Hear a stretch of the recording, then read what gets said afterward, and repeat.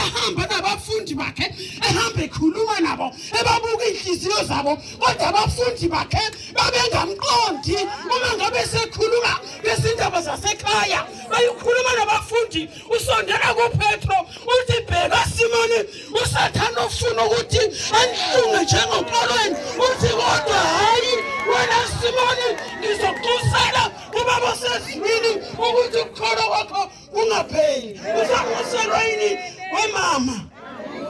uzangiselwa yini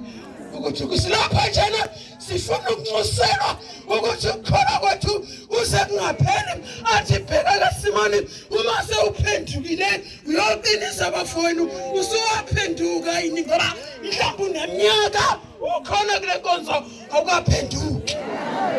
uthi uSimoni ngoba ukhuluma ngena usakhuluma ngenyama uthi ngilungele uyambuka uPetro